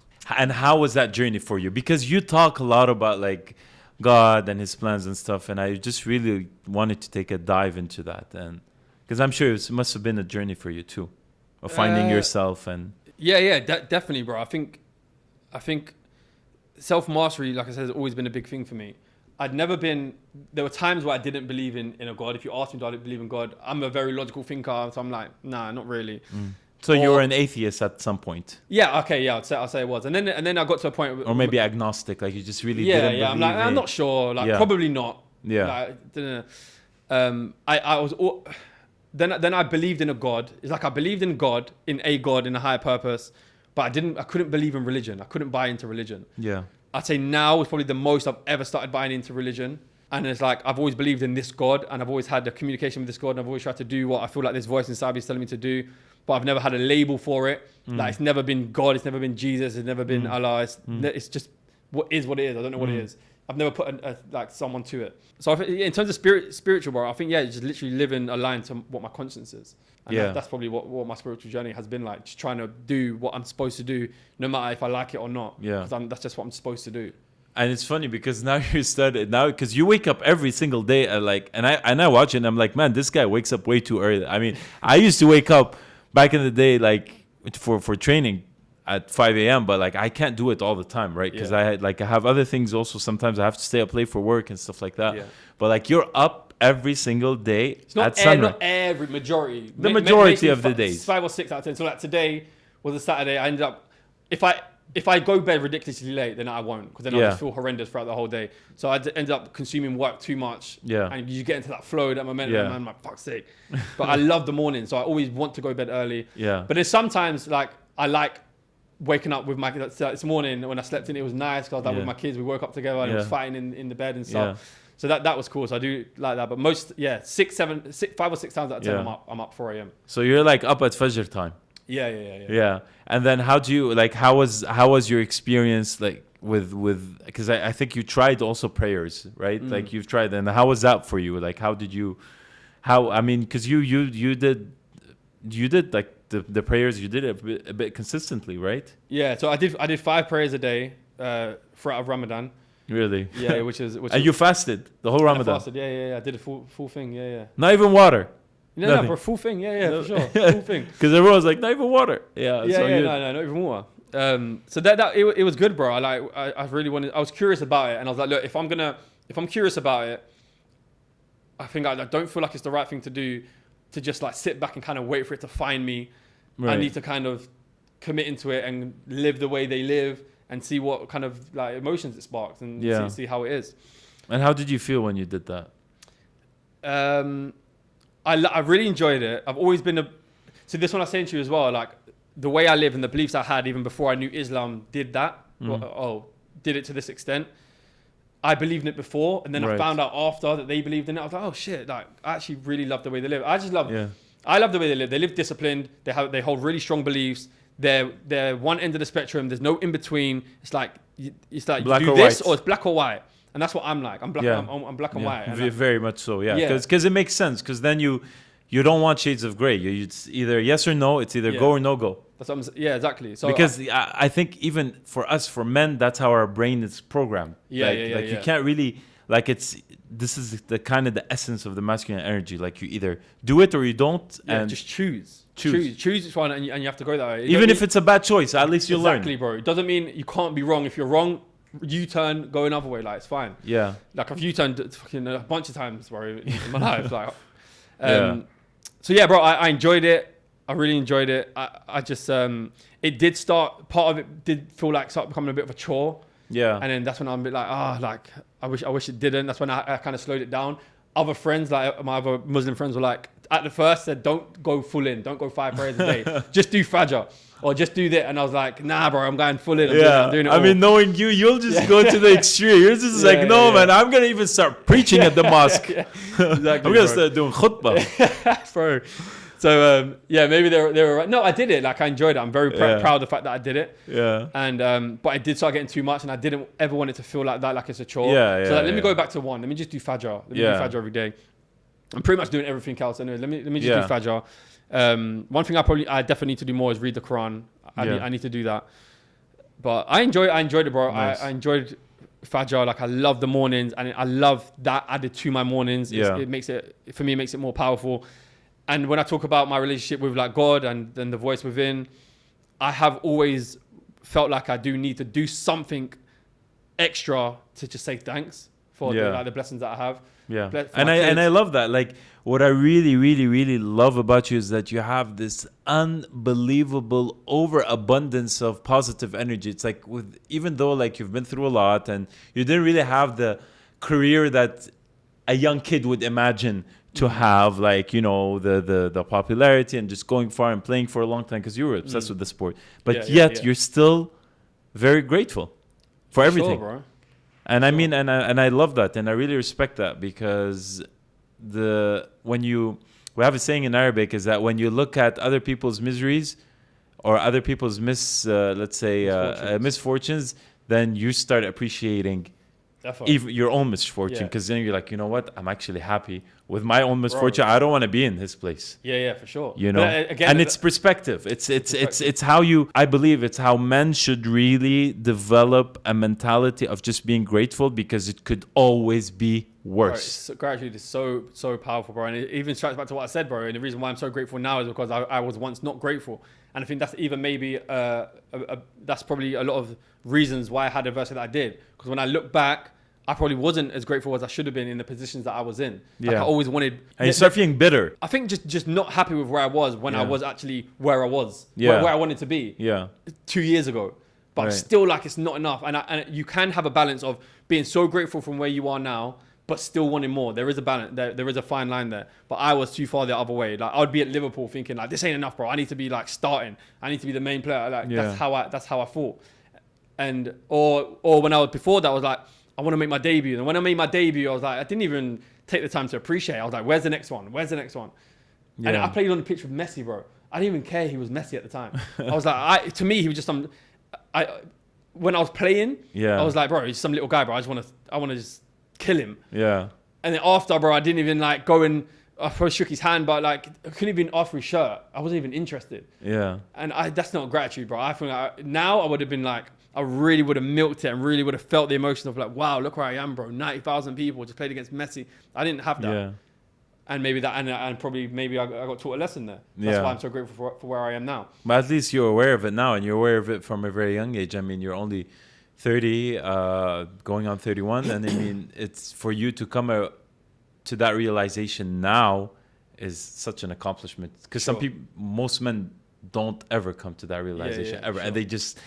No matter how much money and how much wealth and how much success they always feel this bitter, more hungry, and not satisfied with what they have. And I think this is just the beginning of a very slippery slope. Yeah, I do actually get confused sometimes of how them guys even attracted any wealth with that mindset. Right? Because like it's hard, I don't get it. But then again, it could be a curse, by the way. It could be a curse. That's the thing. It's a curse. That's the answer. It's actually a curse, because it's this that's making them feel like entitled for more. Because if you're not really content and happy with what you have right now, it's not going to get you anywhere. Yeah. And that's what I say to people. Your greatest dreams, your greatest achievements always come with your greatest distractions and your greatest problems. So it's always about the character that you're supposed to build. You're supposed to build a character and get as close to self-mastery as possible. So when you receive the things that you wanted, you're actually able to receive them and not destroy you. Right. Like how many young guys have I seen in football make a lot of money? Right. And it's the worst thing that could possibly happen to them because they wasn't ready to receive it. Right. They weren't ready for it. So it actually ruins their life. It becomes a curse instead of a blessing. I wanted to like take a backtrack a little bit, and you really had to make a very important decision, and you were faced with two choices. It was either Dubai or Miami. Yeah. And I'm very curious as to why you ended up choosing Dubai for this particular reason, which is just having something set up, because you wanted to have something set up and you wanted like a base. Yeah, to be fair, no, I wouldn't even say a base, you know. I like flexibility. Like I like to be so mobile. Like even my ability to move to Dubai was like I did it like that. Yeah. Like my kids didn't go to school. Right. I don't own any residential properties. Like my car's are leased. Yeah. Bro, like I love the fact that I can just pick up and move anywhere. Okay. Whenever. So I always like that. So even in Dubai, bro, like I'm now moving again in Dubai. Like I don't like the place that I'm in. It's too far. Yeah. So now I'm just moving. I'm getting out of the contract. I like being Yeah. flexible. You don't like being tied down to a specific Yeah. I thing. mean, at some point I'm gonna need a base. My wife she really sought after a base. Right. She wants that. And through the life of a footballer, you're constantly on the move, bro. Yeah. Always on the move. So she's had to have that a lot. And one day I'll reward her with like a stable base for her. Yeah. But do you think you made the right choice coming here? Yeah, definitely, 100%. Yeah. I only had Miami because I think like it's an amazing place to like network, connect, business. A lot of my mentors kind of live out there that I like. Yeah. It just would have been an amazing place. But in terms of maybe where I want a deeper reason of where I want my kids to be, what I want them to see, how I want them to live, the quality of people out here in terms of like religiously. Yeah. Played a big part for me, and just safety of family as well. And it was easier to come to Dubai. Yeah. So it did over. So now can you tell us a little bit more about like this coaching program that you have set up that you're really pushing, and a lot of people are just receiving it very positively. So what is it? Can you just give us a little brief about it? Right now it's a fitness coaching program. Right. It's a life, fitness and performance program where I help people overcome any issues that they have. Right now, it's easier and more apparent that people are out of shape. And I know how much of a negative impact being out of shape and unfit and inactive has on people's mental health. So I know what it is. I know it's the program that helped me get to self-mastery. I know all in there is all the things and all the habits that I did to get to the place where I'm at mentally now, spiritually, and the mind that I've been able to build, the mind and character that I've been able to build, that I feel like I can overcome anything. Nice. That I packaged that up. Everything I did from the age of 12 to 30, I packaged, and I now help people do the same thing, the same blueprint to overcome any challenges that they have. So you've saved them 22 years, basically. Yeah. You've saved them. You took everything that happened in those 22 years and just concentrated. Bro, but not even time, but just the result. Yeah, I know. I'm just joking, but I know what I mean. Yeah. So the result. So especially coming from a professional athlete, because you've been through it all, right? Because I mean, you need.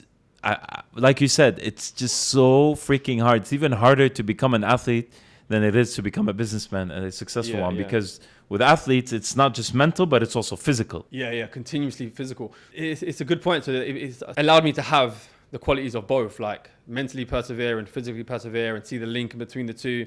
And most people that have a lot of problems, they usually aren't in shape. They usually don't go to the gym. They usually don't get fit. They're not eating well. That's my question to you. Like, what's the main thing that you find amongst men or women that gets between them and their goals? Like, what is it always a common thing? Like habits, bro. Habits. Just shitty habits. Habits. Yeah. You look into their life and see what they're doing. Have you read the book Atomic Habits? I've read like 20 pages of it. That is one book you will love. Is. You know what? But you already do most of it anyway, honestly. Yeah. Like, that's when I started fading out the book. I was like, I've just received so many answers, and that was like one of the last books. And I was like, I kind of came off it. I didn't go through it. Yeah. But I know for sure it's a good book. A lot of people have read it and said great things about it. But you start to realize, bro, all these high level books usually pretty much say very similar things. Yes. So I felt like when I was reading it, I was like, I loved it, but I've kind of read this before without reading it. Yeah. So it's definitely just habits, man. But the one thing I've learned the most is to detach from the goal, bro. Detach from the goal. Like, you have the goal, you know what it is, you put it to the back of your mind, you create habits that lead to that goal, and you just get obsessed with the habits. And you just forget about the results, because eventually what you're saying is that the results will come on their own. Whether they come today or in 10 years, it's up to God or whatever 100%. It is you believe in. And the only thing that's going to block you from getting there is not having the patience to pursue the habits. Right. And that's the only thing that's going to block you, because you're too obsessed with the outcome itself. You're now going to self-sabotage with your energy. You're going to get pissed because it's not happening. You're going to get pissed because you've seen somebody else get the result and you haven't. And now your ability and your quality to now take part in those habits that get you to the goal now fades. Right. And now you can't perform those habits as powerfully as you can. If you do a bunch of habits, I do a bunch of habits, and I participate in these habits with gratitude, with patience, and I love it, with energy. And you do the same habits, but you're just pissed all the time because you're not got the result. Right. I'm going to get to the goal before you are, if you even do. Yeah. Just through energy. Yeah. And I'm going to do those habits way better than you are. Is that why you always say, like, you freaking hate motivation? You hate the word motivation. Like you're just like, Oh, bro, that's so nice. I hate that word. yeah, bro. you probably get a lot of hate for that too, because you're like, it's not about motivation, but discipline. It's about habits. Bro, So- what is even motivation? Like, what is it? It's A just bit a of quick, excitement. yeah. I It's think a it's quick excitement. dopamine rush. That's it. Like, but people, why it annoys me is because people rely on it so much. Yeah, Like they, like I need motivation. yeah, I I've need not done this because I'm not motivated to. I'm like, bro, you're not supposed to. You're Yeah. not even supposed to have it. Yeah, Just use your own logic. Like, why do you need motivation to train? Isn't logic enough for you to train? Isn't knowing the fact that if you don't, you're going to be unhealthier, that your energy is going to be off, that you're going to be snappy at your kids? Yeah. Is that not enough for you to just do the work? You know, it's something so interesting, and I actually only learned that yesterday, and it was a presentation by a really, really, really cool guy called Evo. You can look him up on Instagram, and he was doing a presentation about like how to achieve ultimate masculine living, and he was talking, and he quoted something from Professor Andrew Huberman, and he mentioned that basically when you do things that you don't want to do, and when you do things that are like not very comfortable and that are a bit like annoying and stuff, and like they're hard work, there's something called the anterior mid cingulate cortex. Right. It's called the AMCC, and this thing grows. So if you actually enjoy it, it shrinks. Right. This AMCC is involved in persistence and willpower and is associated with preventing age-related cognitive decline. Right. Amazing. So basically, the AMCC is just like your component in helping you have this persistence. So pain and suffering is actually important because it helps your AMCC grow. And AMCC is actually very small with obese people. Really? Yeah, that Yeah. makes sense, bro. That fully makes sense. So what you're saying is actually scientifically proven, You're right. and Yeah, Huberman was talking about, and I was listening to it, and I'm like, okay, now it makes sense, because I actually, when I was doing triathlons and when I was doing like long endurances, at some point, even though it's so painful and it's so annoying, Can't stop. I can't stop. Yeah, you can't. Even And if I you get- wanted to, bro. I you can't stop even if I want. And I started singing, and I was like, and I was uphill in Mallorca, and it was like a really shitty mountain ride because it was like 1,800 meter uphill, and I don't know why I started laughing and I started smiling, and I don't know what it was, but like it was just this, and I couldn't stop, and it was Bro, just yeah, this, I've had it from a young, bro. I would do races, cross country Yeah. races, and be running and just be throwing up, Yeah. running, throwing up. I can't stop. Even if I wanted to, bro, I couldn't stop. Like, I can't not wake up at 4 in certain, unless it's like 1 or 2 times for certain reasons. I can't. If I've gone to bed on time that I'm supposed to go on, yeah. No Well, matter how much- what's your bedtime? I try aim for 10. Yeah. Anything past usually 11:30 is Yeah. when I'll probably push the time back that way. Yeah. But bro, if I go into bed at 10, no matter how tired I am, I just can't physically not get up. Or if I need to go to the gym, I can't physically just allow myself to not do it. Right. Like you said, that thing what it's AMCC. called? AMCC is it makes sense, bro, because there's something in me that just won't allow it. Like, it's just too strong. Yeah. And I think with you, you've just done so much for so long that it's just it's there. It's just you know part what? of your lifestyle. You can't. Yeah, and it also grows into more significant things. So Like- the reason why like I what? couldn't not quit football, bro, I've been a footballer for 20 years. Yeah. 20 years. Yeah. I lived in a bubble. I did nothing else. I didn't even go to school. I went to school at 16. I left. Yeah. I pursued nothing else. I learned nothing else. No other skill. No nothing. That is fully embedded into my identity to be a footballer. Fully. Yeah. And a click of a finger, bro, I quit it. Yeah. Even That's though crazy. financially it was worse off. Everything was worse off, pretty much. Yeah, I mean, because you. But that thing wouldn't allow me to not do it because I feel Yeah. like I'm supposed to, Yeah. even though I didn't want to. So it goes into more significant Yeah, things. yeah. I know what you mean.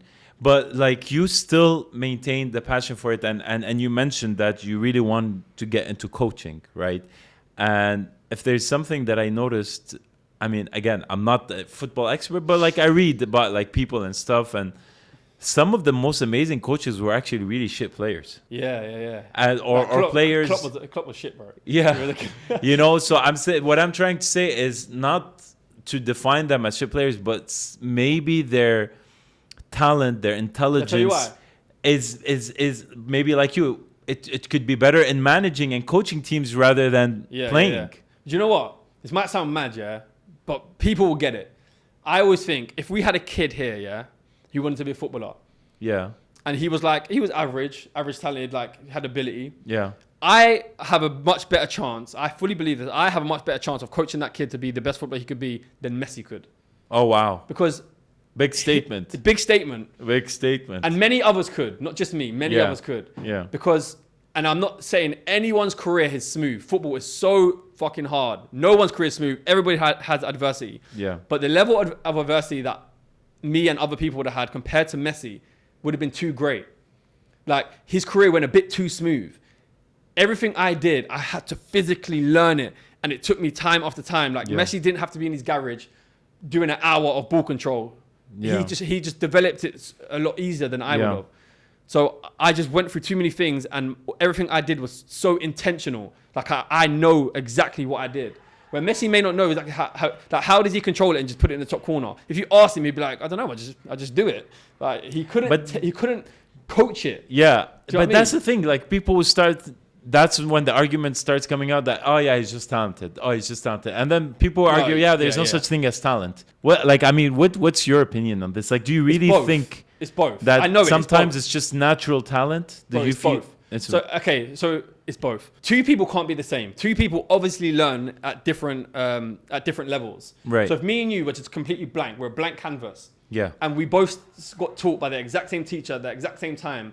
One of us is going to pick it up quicker. Like, there's no way we're both going to pick it up at the exact same time and grow like that. We're going to grow differently. Like, it's going to be different just because we're just different people. Right. We're completely different. So he would just be able to learn this specific sport at a better rate than somebody else would, and to a deeper level than somebody else would. Right. So he's talented in terms of that, but if he never trained, he obviously isn't going to be good at football. Right. Like, now he's trained. He's going to develop it quicker and at a deeper level. He's just going to understand it muscle memory wise better than I would. Okay. So things are going to come easier for him, where things are going to be harder for me to do. So if I was ever to even come close to him, I would have to do it at triple the rate he would do it at. Yeah. That's just standard, bro. I don't get the big debate between nurture and nature. It's literally that. Yeah. What else could it be? And then when you get someone like a Messi or Ronaldo, that's someone who has what I just said, that God-given ability to learn quick at this specific thing, mixed with obsession. So I have the obsession, but I don't necessarily have so much of this. So I got to a certain level. They have both, and they join it. That's when they go crazy. That's when you get the Michael Jordan. That's when you get the Kobe Bryants. That's when you get Messi, Ronaldo. They link the two. They have the talent, and they have this obsession, and then they just go crazy. Yeah, that's a very good way of putting it. And with everything that's going on, I mean, I know you're married and with 2 kids. How would you say the role of the woman and your wife specifically played in all of this? So we met I was 23, so I literally at the end of my Liverpool career, that's where I met her. She was someone who made everything very easy for me. Like she would literally just blend into everything I did and support it. So she was a really good, she was a really important role in terms of that. And I've always felt sorry for her, bro. She's always had to get like the shit end of everything that's going on. That's what they do, bro. Really good women are women that just like can just take that on. Yeah. And the other ones are the one that like will just give fire back. Yeah. But she's just really understanding of like how obsessed I am and how important this is to me. So she would always try and be that person to try and like make home a nice place. Yeah. So that I didn't have to deal with that when I came home, or deal with any bullshit she had. Like, she's any girl that had too much bullshit in her life or in her personality, it wouldn't have worked. Yeah. So she's someone who's just very like plain. She's very easy. So she doesn't have crazy trauma from all this other shit. She don't play the victim. She don't do all that. Yeah. So she was very grounding for you, and that sort of gave you the necessary, let's say, peace that you needed at home. Yeah, just to like cut off, bro. Just like cut off from adversity, and she just made it like a homely, easy place. Nice. And she would take the stress of, certain things that it was hard for me to do, that she would take it on. And what's your, like right now, like what's your daily routine like? What do you do? How do you start your day? How do you end your day? Daily routine is weird, bro, because like it's such a... Because you're very systematic. You're a very systematic guy. Yeah, you're like, bro. Tuck. 100%. Might as well be German. Yeah. Bro, I worked with Klopp for a while, didn't I? So yeah, literally, bro, it's just habits that I have to complete every single day. Things that move the needle forward in certain areas that I want to be moved forward. And you train every day. Train every day, 100%. And I just have habits that I do every single day that make me feel good, make me feel proud of myself. And what kind of habit? Like, are they physical? So I wake up early. Everything for me is about me feeling proud at the end of the day. Right. Like, do I feel proud? Every action I take has to make me feel proud, or at least make me not feel guilty. Okay. So I literally went through a process of anything that I did in a day that I regret, I wrote it down and then I'll cut it out. Yeah. So these are all the things in the program that I teach people to improve their lives. Anything you do that you regret, write it down. And then don't do it tomorrow. And then you get to a point where you no longer have any regrets for that day. Nice. So that's a perfect day lived. Okay, yeah. And now how do you add more things that make you feel even more proud? Yeah. So make you feel proud, make you feel grateful. So that's why wake up time is important. Wake up early because you feel proud. People try and shit on people that wake up early. They try and say, like, even some successful guys, bro, like Alex Hormozy says it sometimes and it pisses me off. I like the guy. But I'm like, don't say that. Like he would say, I never woke up early once. I'm like, cool, that might have been cool for you. Yeah. But one, you could have maybe even been better, maybe. If you but why are you such a big supporter of this? Like, why? I mean, I know why, but I want to hear your reasons. Because I can only go from personal experience, and it helped me overcome so many of my problems early in the morning. Like what? Just like anything, any problems, any challenges, any things I'm trying to work out. Why am I like this? Why am I like that? My thoughts were so much clearer in the mornings. And when like the world is quiet. And do you know Yakub? Sorry? Do you know Yakub? Yes, of course. Yakub. You know Yakub? Yes. Bro, he said something to me that was like, he said a few things about. Yakub's supposed to be on the podcast soon is too. It? Yeah, cool. Because he likes to like program my. Yeah, he's good. He told me some things about Islam. I'm like, that's just mad, bro. Like, he would always say in the morning that Fajr is when God is like the closest to earth. He says some really like profound things. I'm like, that's mad. And then the things that I felt, bro, I just feel God more in mornings. Yeah. Like the early bird gets the worm. He even made that analogy. He's like, and the worm for us in the morning is power, clarity, energy, all those things, confidence. Yeah. You feel confident when you wake up early and it's dark, bro. Everyone does. Like it's a real thing. Yeah. And then when I found out that you guys, that Muslims pray at 5:30 in the morning, I'm like, makes sense, bro. Yeah. He wants you up early. Yeah. For a reasons. I mean, because you mentioned also like Kobe Bryant a lot, and he talks about it in his book Mamba Mentalities, and he talks about how much work gets done by him waking up early, and he would like start training at 3 a.m. He would see his teammates coming back from partying. Yeah. You know, and, bro, I get messages, bro, saying, "Yo, like when I'm up, they're like, yo, bro, I just got in." I'm like, yeah, man. But right, like, do you know why it makes sense? And the real productivity hack is to end your nights early. Yeah. And replace that time in the morning. Yeah. And the reason why that's so productive is because most of your negative habits, most of your shitty desires that you want to eat junk food, to watch TV, they come at night. Gamble, whatever it is, always comes at night. It's like it's basically the devil is just awake at night. I made a video. It said the same thing. No way. I said, I didn't see it. Yeah, no, it's far down. You've probably seen it. It's like it's literally like spending more time with the devil or God. You choose which one you want to do. Yeah. Morning's God, devil's night. So end the amount of time that you spend in devil's time. Yeah. Because in the morning, when do you ever feel like eating shit? When do you feel like drinking? That is freaking true. Like you know, by the way, chocolate bar or a donut. It's always at night, and when I try to force myself not to eat, because I'm a big eater, and sometimes I just get like these cravings, and I force myself to go to sleep. I wake up not hungry at all. It's gone. It's gone. That's it. I don't even, and I wouldn't eat till like 12 or 1 p.m. Even though the night before I was like dying, and I just needed something. Mad. Whenever anyone fasts. Well, everyone always does. A lot of people do it now. They fast from morning till midday. Yeah. No one even wants to eat, bro. No one actually wants to eat. No one wants any drama in the morning. Yeah. No one wants to do anything negative in the morning. You feel productive. You only want to do productive things. Who cracks on the series, bro, at 5 a.m. in the morning? No one. So that's how I know you're supposed to wake up early in the morning.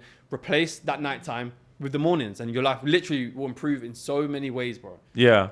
And I mean, like, that is this maybe your hack into doing things that you want to do? Like, my question is in another way. What do you want to, like, how do you train people, or how do you advise people if they're not really, I wouldn't say, I know you hate the word motivated, but they just don't have the energy, or they don't have the drive to do some of the things that they want to do. Like, how do you start with them? Do you know what is hard, yeah? At first, if you come to, you've got to have a problem. You've got to have some level of drive to want to be better, to get better. Yeah, there's some problem you're having, right? And if you're not motivated, it's fine. I did a video again the other day. I was like, people want to go into a positive direction, but you don't feel motivated to do it. You want to join a fitness program, but you don't feel motivated to do it. You're not supposed to, because you're in a low frequency state right now because you have a problem. And the only reason why you're coming on the program in the first place is to overcome that problem. Right. So the motivation comes when you start, because the program is the cure. Right. So you want more motivation. You want to feel more driven. Why do you expect yourself to feel motivated and driven now? Because that's the problem you're having. Join the program, or whatever else you want to do, join it, and then that's the cure. You will then have those things that you want. So first thing I get them to do is remove all vices. Drinking, drugs, shitty foods, everything, remove it. Yeah. Because or anything that has chemicals too. Yeah, anything, bro. Processed foods, everything. Yeah. Anything that negatively impacts. Like one of the things is shampoo. Like I stopped that and I started using like just natural soap, and because also it was just causing a lot of like skin issues. Yeah. Right. So anything, bro. Any vice you have, vape, cigarettes, remove all of it. Yeah. Because it's impairing your ability to think. So how could you know what you're supposed to do? It's impairing your energy, how you feel. Yeah. Bro, our main goal isn't goal. It aren't goals. It isn't to achieve this. It isn't to achieve this. The only reason we want to achieve this and achieve this is to feel good. Is to feel peace. And but what if you could have that already without achieving those things? Yeah. Then you're killing it. And every day you chase that feeling of being accomplished. So I get a feeling of feeling accomplished, waking up early, doing the gym, doing all the things I'm supposed to do. I get the feeling of accomplishment that I would get if I made £100,000. Yeah. So imagine you had that feeling of making £100,000 every day. Bang, bang, bang, bang. Yeah. Like whether you got the outcome or not, you don't even care, bro. And you feel like this is something that could really keep your energy levels up, like this gratification. I'm a living proof, bro. Every day, I vlog it every day. Yeah, every day. So that's literally what I would teach, is how to have that feeling. Yeah, you chase the feeling, bro, not the outcome, because you're only chasing the outcome for the feeling. So since we're talking about energy, I want to get into the diet side of things, because I want to know what you eat and how you diet in relation to your I want to know how you eat and how you diet to maintain this kind of level of energy. I mean, because now there's, all these conversations, carnivore diet, vegan diet, this diet. Forget all of that. I want to know what you eat, how do you eat, and how you... So I actually am vegan. I've been vegan for like 6 years. Yeah. I just try and avoid anything, again, that makes me not feel good. So with the regrets I said, if I ate chocolate and I know, shit, why did I eat that chocolate? Yeah. Now I feel slumped.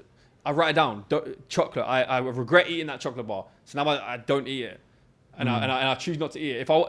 I'm not saying I have a complete perfect diet. I don't think anyone does. Like food is so hard, bro. Yeah, that's one thing that I don't think. But like that's the thing, exactly, because being vegan is hard. Why did you choose to become vegan? One was it started off performance. I was curious to see if it helped. If it helped with recovery, if it helped with energy. Yeah. And then I started leading into like how it's made, how it's done, like the animal cruelty side of things, and that kind of flared it up. And I just logically, again, bro, I just thought, is it really necessary for me to even eat meat? Like the amount of people that suffer, the amount of animals that suffer. I'm not convinced that it's even healthy for you anymore. Like, maybe back in the day it was. Yeah, I was like, what's the point? Like, you can obviously thrive on a vegan diet without all the killings of the animals, without this, without that. So it wasn't like, I'm like a vegan advocate now, or a vegan, is advocate the word? Activist. I was like, bro, logically it just don't really make sense to me. So I was like, I'm going to just try it. And I just kept doing it. I kept doing it. And then I started thinking about energy as well. Like Yakuba said some really, really things that could potentially change my mind on certain things with religion and eating animals. He said some crazy stuff. Yakub, yeah. That really made me think. But even just like, if you watch videos of how scared and how much fear an animal is in when they're killed, and if you believe in energy and you eat that food, it kind of makes you think, like, am I just eating that same, all them emotions of fear, and could that fuck with my frequency and my energy? Potentially. Yeah. So I just feel like veganism is a cleaner, bro. Yeah. cleaner, it's more simple. I worry less about what's in it. Yeah. So with all of this, like more or less leading and you with just being so consistent, having such high energy and just always being positive all the time, do you ever like get messages? I know you get a lot of hate from from these fans, but it's dying off though. It's dying off. Exactly. Because I'm pumping content so much, they just unfollow it. I don't get them as much. But like, what about the flip side? What about the people that are just really positively impacted? And I'm sure there's a lot of them. Like, how do you ever get messages of people that you help change their lives and their habits? Do you get like messages of gratitude and thanks of people like that where you're really making an impact? Because I know for a fact, knowing what I know about you, they would make you feel so much better. Like maybe one message for you would like change everything. 100%. Yeah. So look, bro, it's obviously new, right? And to be honest, I have got a lot. Even while I was playing, I got some. I started posting this kind of stuff while I was playing as well, and I got some people that I work with as well. Like I've helped in the program, helped so many people just drop crazy weight, change their habits, how they eat. Like I had a guy who's dropped 12 kg in like 5 weeks. He's gone 50 days, no sugar. Nice. Text me the other day, he's like, Kev, I'm literally bouncing around the walls, bro. I'm like, so that's how it works, bro. So I get those. I'm new, bro. Yeah. So like, I don't even think a lot of people that follow me have even bought into me yet. Yeah. Like I've just come on out of nowhere. Like when I play football, bro, I was never talking to the camera. Yeah. Like not once. They never see me on camera like that. Right. And I just came out, bang. Yeah. Like, on one. I didn't gradually build up. Yeah. I just like, but bang. that was First video was like, when I started, that was like my biggest fear because I was like, man, I do not want to be talking oh, bro, to the I hated camera. it. I hated it. Because I still get roasted by my friends all the time. I still get like them like taking like snippets or this and that and like just giving me shit. I'm like, oh man, you sound like a total dumbass or like I don't know or like like they just roasting, you know, like they need to chill, bro. Yeah, well, I mean, you know how guys are like, but like for me, the way that I overcome all of this, like I don't know how to call it. Like I was just self-consciousness. It was just a lot of hesitation. I was like, you know what, fuck it, like just do it. Yeah. Just do it. Bro, let me tell you the best thing. Just do it. I have to overcome it if you don't feel like doing it. Bro, every day, I don't feel like doing a video. Most days, I don't feel like doing it. Yeah.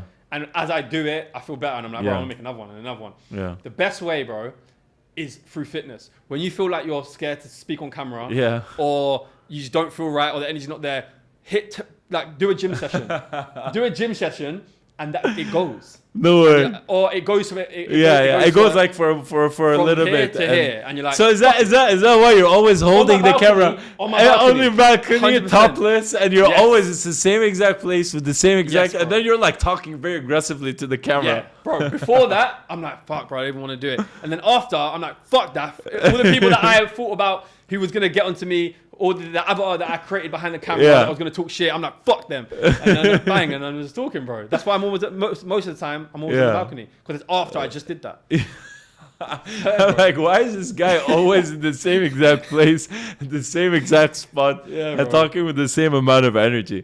Well, that's amazing. I love that. Now, if any like young person wanted to really be getting into sports, or even your kids, like what advice would you give them knowing what you know right now?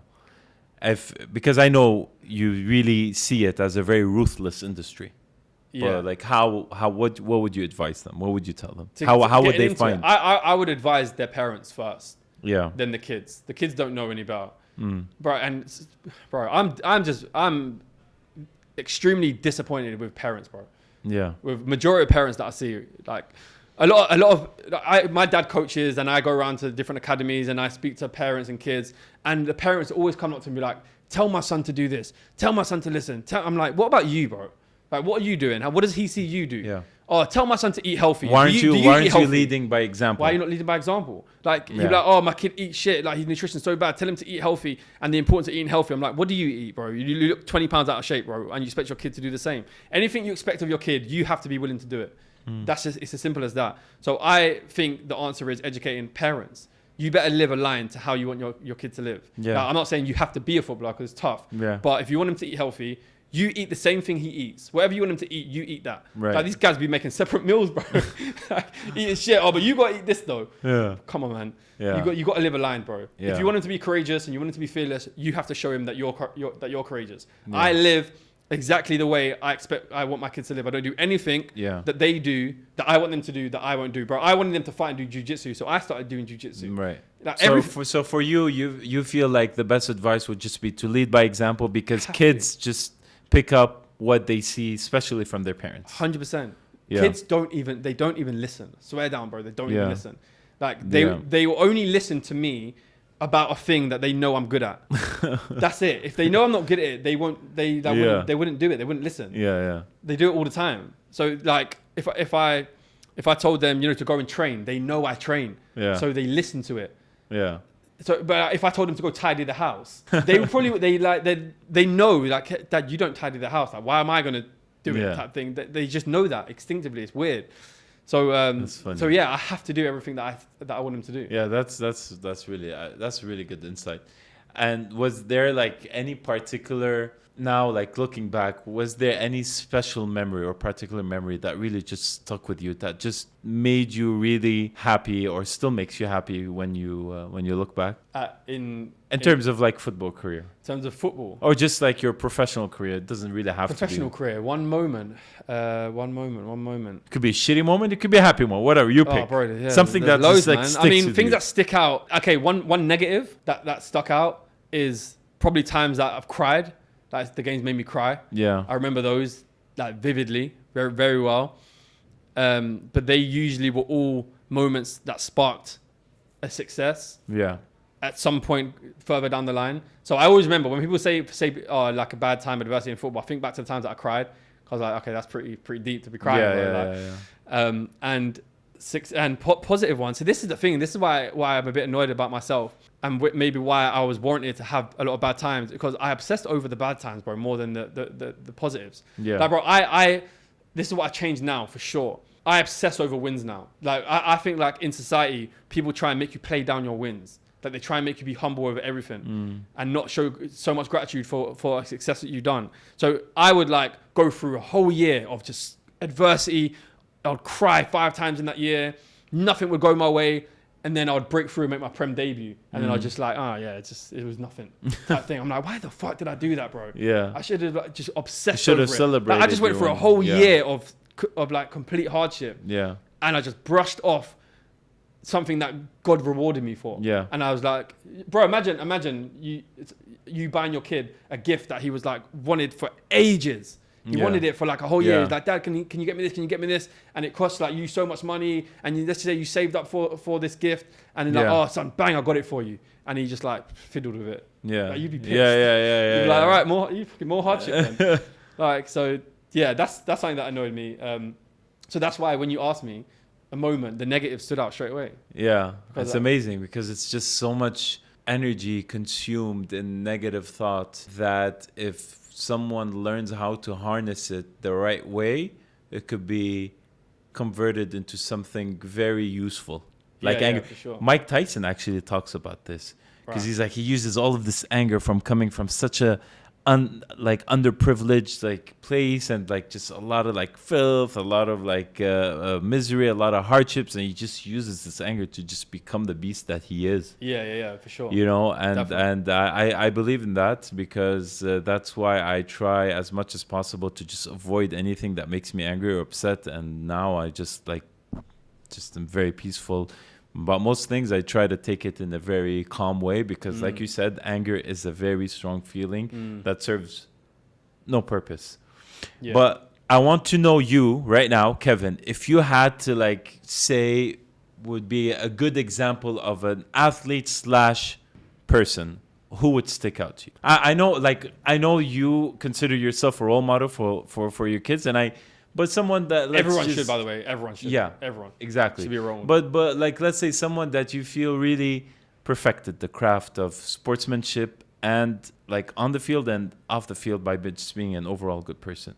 Would you say someone sticks out to you specifically? I really like Kobe Bryant. Yeah. Kobe Bryant probably stands out. Yeah. Like, I was super sad when he passed, bro. Yeah. He was he played a big role for me. And I think him, just someone who was obviously unbelievable at what he did. He had rare habits. Yeah. Like the waking up at 3 a.m. Yeah. All those stuff. They were rare. The work ethic was just unreal. He doesn't preach this, oh, bro, yeah, just take it easy, do what you want to do, like go out, bro. He would be like, no, he's one or the other. He's just like bang, end of the spectrum. So I really like that, and he was also someone that taught as well. Like he preached it. I could consume his content. Yeah. Like, I think people like, and this is what I said about footballers as well, bro, about how they don't actually impact enough people, and why I kind of like maybe Ronaldo a bit more now as well, because how he comes out with his teachings, bro. Ronaldo, people like that, and Messi should have floods of content, bro. Yeah. Of how they did it. Yeah. Bro, everyone wants to know. Like, it went viral the other day, Ronaldo saying, oh, like he struggles with motivation sometimes. Yeah. People need to know that, bro. Yeah. Like, why don't they know that? Why does he not teach it? Yeah, it's actually, especially because I think they're the some of the two most followed people on bro, let them tell people how you did what you did. Like, how do you live? How do you overcome adversity? People need that. Bro, you will impact more lives than anybody else, but they don't. That's strange, actually. That's why I like Kobe Bryant, because you can go onto YouTube. Always, he's everywhere. He's talking. He's on stage. I read stage. His book, and his book he's got was a book. just... Who else has a book, bro?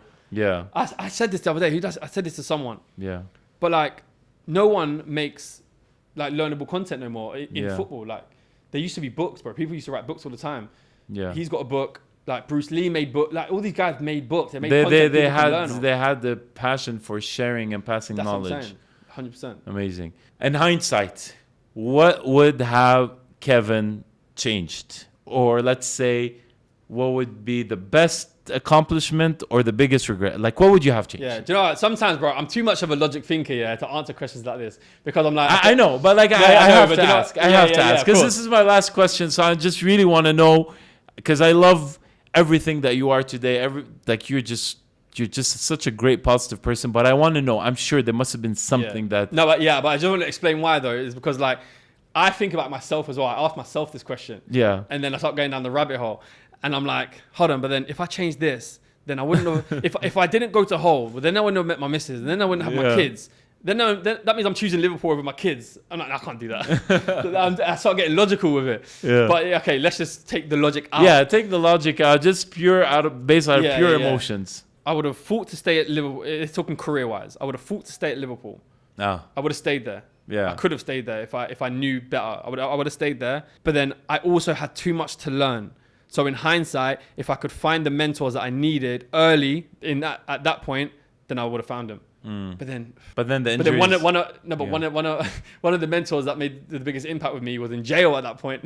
So he would have had no context, and I'm getting logical again. But I would have tried to stay at Liverpool, and I would have tried and overcome all the things I needed to overcome in order to be the player that I needed to be able to play there. That's what I would have done. Amazing. Kevin, what a freaking great podcast. Yeah, appreciate it, bro. It was so much fun. That was good, bro. I appreciate it. How long was that? That must have been some time as well. 2 hours?